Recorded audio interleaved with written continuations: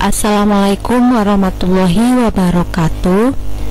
Jumpa lagi di channel Belajar Bareng, tempat belajar yang menyenangkan. Oke teman-teman, kali ini saya akan membagikan video tentang pembahasan tes bakat skolastik. Baik, kita masuk ke soal yang pertama. Seorang calon bupati melakukan kampanye pada 5 kecamatan, yaitu J, K, L, M, dan N, dengan ketentuan sebagai berikut. Ia dapat berkunjung ke kecamatan M jika telah ke L dan N.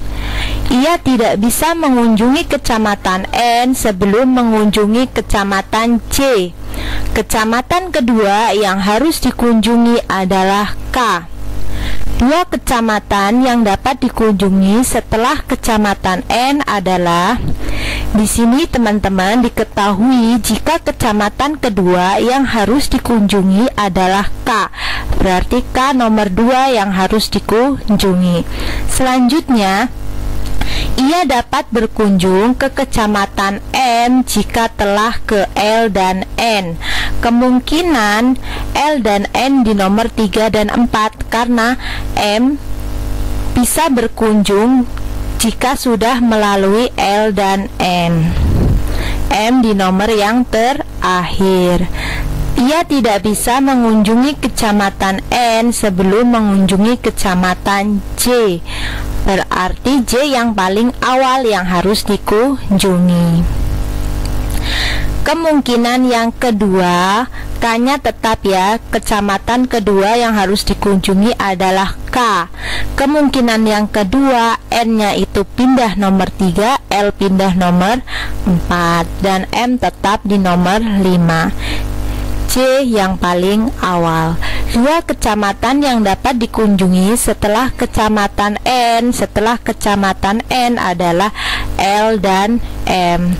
Berarti jawaban yang paling tepat adalah B. Lanjut ke soal yang nomor 2. Ada 5 keranjang buah-buahan dengan berat yang berbeda. Keranjang salak lebih berat daripada keranjang jambu.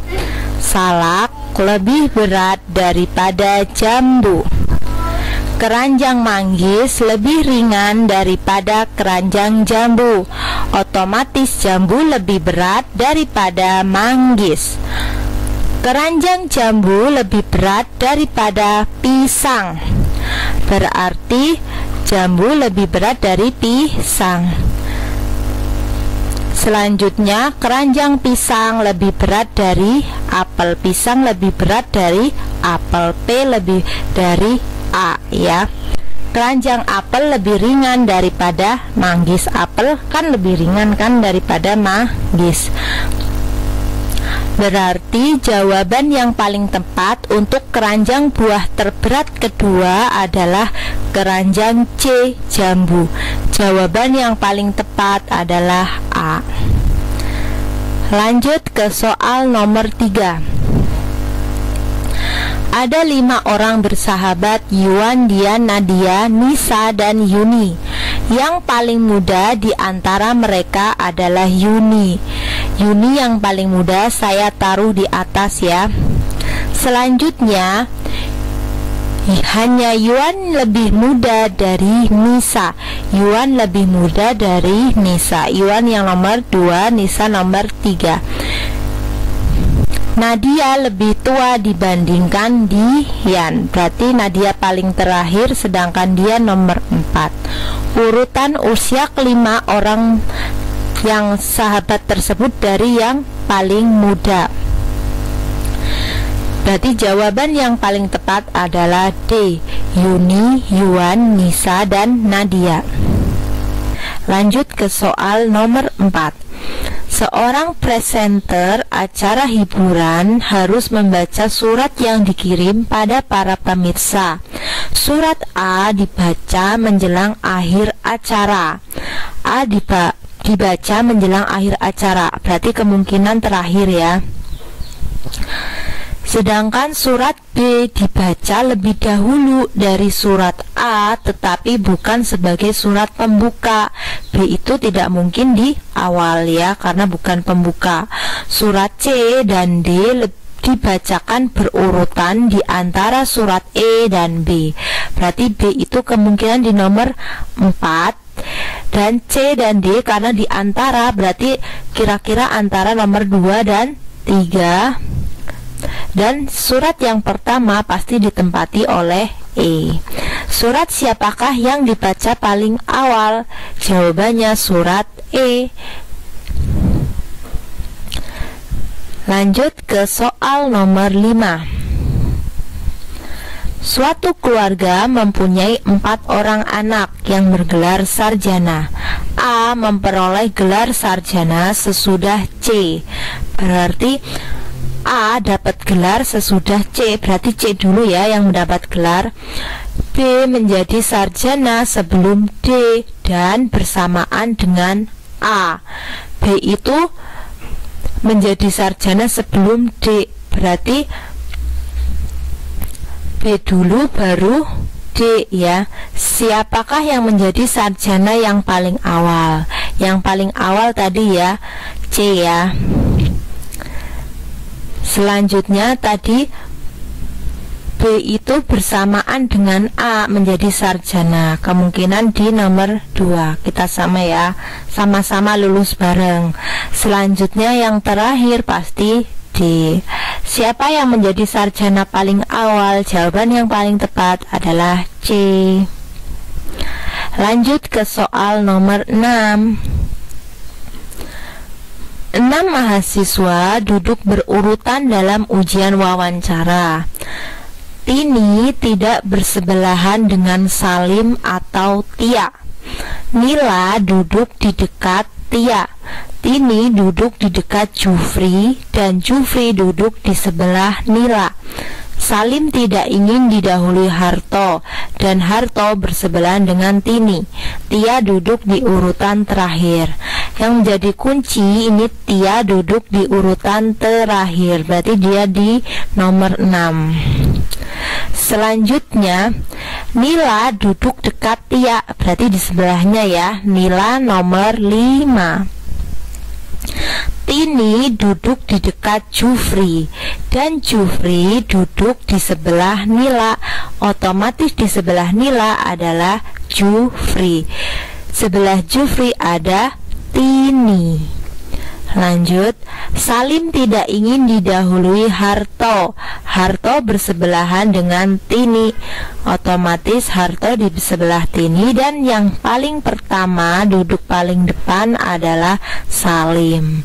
Siapa yang duduk di urutan kedua? Harto. Jawaban yang paling tepat adalah E. Mudah ya teman-teman ya. Lanjut nomor 7. Semua pengunjung kebun binatang X mendapat souvenir kalung atau potongan harga. Rina mengunjungi kebun binatang X pada minggu ini. Dia tidak mendapat potongan harga. Kesimpulan yang tepat adalah, kita misalkan semua pengunjung kebun binatang X mendapat souvenir kalung atau potongan harga. P itu sebagai yang mendapatkan souvenir kalung ya, dan Q itu yang mendapatkan potongan harga. Kalimat kedua, dia tidak mendapatkan potongan harga, berarti negasi dari Q. Kita buat penarikan kesimpulan. P atau Q, kalimat kedua negasi Q. Kesimpulannya adalah P. P itu apa? Mendapat souvenir kalung. Berarti kesimpulan yang paling tepat adalah Rina mendapat souvenir kalung. Jawaban yang paling tepat adalah D. Lanjut ke soal nomor 8. Dian pintar berbahasa Inggris. Ia suka mengunjungi tempat wisata yang komunikasinya menggunakan bahasa Inggris. Dian pintar bahasa Inggris, dia juga suka mengunjungi tempat wisata yang komunikasinya menggunakan bahasa Inggris. Rani, teman Dian, pintar bahasa Inggris tetapi tidak suka mengunjungi tempat wisata yang komunikasinya menggunakan bahasa Inggris. Berarti Rani dan Dian sama-sama pintar bahasa Inggris ya. Kesimpulan yang benar adalah Dian dan Rani sering mengunjungi tempat wisata, tidak ada dalam kalimat ya itu ya. Lanjutnya, Dian dan Rani mengunjungi tempat wisata juga tidak sesuai ya dengan kalimat. Dian dan Rani jarang mengunjungi tempat wisata, kurang tepat.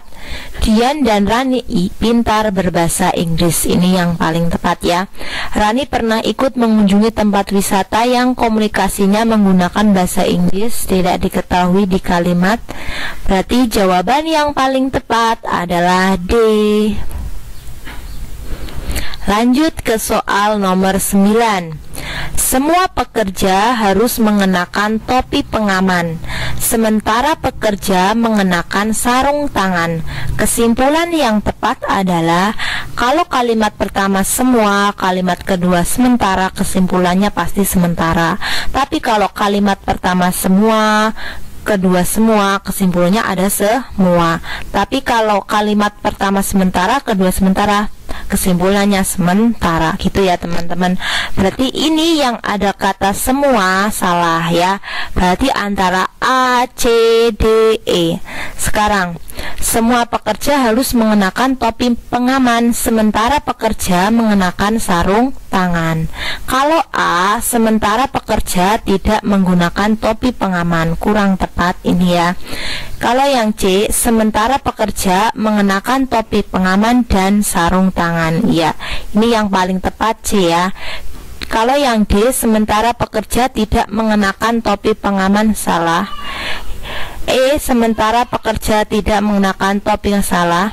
Sekarang kita lanjut ke soal yang terakhir. Seorang pelatih bulu tangkis mengatur 5 orang atletnya, yakni K, L, M, N, dan O, untuk latihan intensif pada saat menjelang kompetisi di bulan depan. Di luar hari Sabtu dan Minggu yang merupakan hari kunjungan ke keluarga masing-masing. Berarti Sabtu Minggu libur ya. Jadwal latihan diatur dengan ketentuan ada 4 atlet yang berlatih, tidak lebih dan tidak kurang. Berarti jadwalnya itu setiap harinya harus ada 4 atlet ya yang berlatih, tidak boleh lebih dan tidak boleh kurang. Atlet K istirahat pada hari Rabu setelah 2 hari sebelum dan 2 hari sesudahnya berlatih keras. Atlet L istirahat 3 hari berturut-turut termasuk hari kunjungan keluarga setelah 4 hari berturut-turut berlatih keras.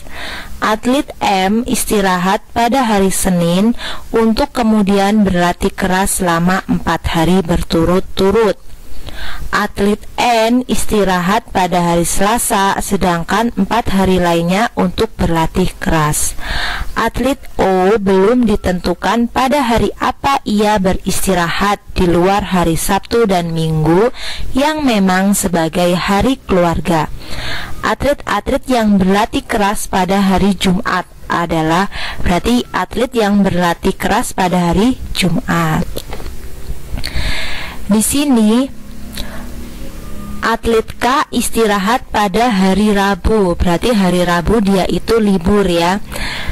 Setelah 2 hari sebelum dan 2 hari sesudahnya berlatih keras. Berarti Senin sampai hari Selasa itu berlatih, Kamis dan Jumat juga berlatih. Lanjut, atlet L istirahat 3 hari berturut-turut termasuk hari kunjungan keluarga setelah 4 hari berturut-turut berlatih keras. 3 hari berturut-turut otomatis Jumat dia libur, karena Jumat, Sabtu, Minggu berarti dia libur ya, karena 3 hari berturut-turut. Berarti Senin, Selasa, Rabu, Kamis L latihan ya. Selanjutnya Atlet M istirahat pada hari Senin, berarti hari Senin dia libur, untuk kemudian berlatih keras selama 4 hari. Berlatihnya berarti Selasa, Rabu, Kamis, dan Jumat. Atlet N istirahat pada hari Selasa. N hari Selasa dia libur, sedangkan 4 hari lainnya untuk berlatih keras. Berarti latihannya N dari hari Senin, terus hari Rabu, Kamis, dan Jumat. Berarti atlet O yang istirahat hari mana? Berarti yang belum ada hari libur, atlet O di hari Kamis. Atlet O libur di hari Kamis ya, dan Senin, Selasa, Rabu, dan Jumat dia latihan. Berarti atlet yang hari Jumat dia itu latihan keras siapa? Hari Jumat. Berarti K, M, N, dan O ya. Berarti jawaban yang paling tepat tadi adalah slide sebelumnya, yang paling tepat adalah B. Jawaban yang paling tepat adalah B. Sekian video saya tentang tes bakat skolastik bagi teman-teman yang mau ikutan P3K 2021. Semoga bisa lulus dengan hasil yang maksimal. Jika kalian suka video ini, kalian bisa subscribe dan juga like video ini. Terima kasih. Wassalamualaikum warahmatullahi wabarakatuh.